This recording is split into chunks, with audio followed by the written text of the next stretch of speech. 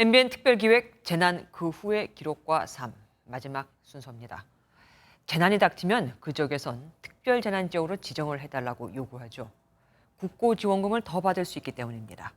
그런데 공공시설과 달리 이재민들의 피해 복구에만 상한이 정해져 있습니다. 이 지원 금액은 2005년 정해진 이후 단 한 번도 개정되지 않아 17년 전 금액 그대로죠. 일본은 재난 피해를 입은 자영업자에게 사업 재건 지원금이라는 이름으로 50억 원까지 지원을 해주고 있습니다. 조동욱 기자가 취재했습니다.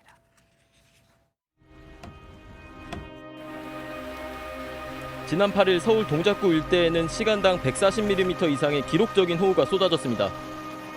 115년 만에 폭우는 순식간에 서울 도심을 집어삼켰습니다. 특히 상가나 가게 등 자영업자들의 피해가 컸고 정부는 곧바로 10개 지역을 특별재난지역으로 선포했습니다.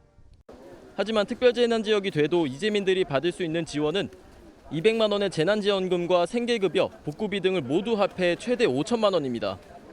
그러니까 1년치 쓰려고 한꺼번에 구입을 해놓은 건데 이걸 뭐 하나도 못 건지고 다 버렸으니까 암담하죠. 암담. 성남에서 섬유공장을 운영하고 있는 강성준 씨는 피해액을 13억 정도로 추정하고 있습니다. 퍼붓듯 쏟아지는 비에 손 쓸 틈도 없이 공장에 쌓여있던 의류들과 생산 설비가 모두 물에 잠겼기 때문입니다. 그래도 정부로부터 지원받는 금액은 최대 5천만 원의 복구비와 1.9%의 저금리로 3년간 피해 복구비를 빌려주는 긴급융자뿐입니다. 자연재해인데 뭐 천재지변인데 응? 뭐 어쩔 수 있냐 뭐 그런 식이지. 왜 내 잘못이 아닌데 왜 내 돈으로 이렇게 복구를 해가면서 이렇게 이어가야 되는지. 피해 복구 금액에 상한 규정이 없는 공공시설과는 달리 이재민 피해 보상은 상한선이 정해져 있기 때문입니다. 산업시설 전부가 침수돼 수십억의 피해를 입어도 현행 규정에 따르면 모두 개인 빚을 내서 피해를 복구해야 합니다. 재난 복구가 이재민들의 책임이 되고 있는 겁니다. 일본 사례와 비교해봤습니다.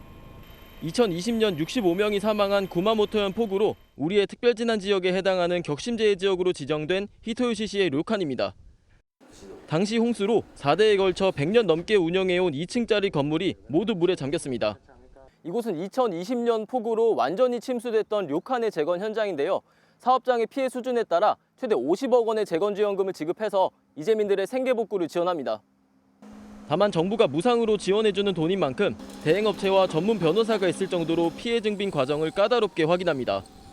全部助かります。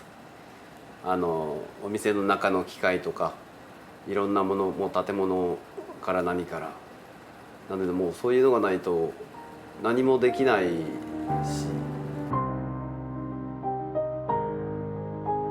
특별재난지역 복구지원금 상한 5천만 원은 2005년 처음 설정된 이후 단 한 차례도 개정되지 않았습니다.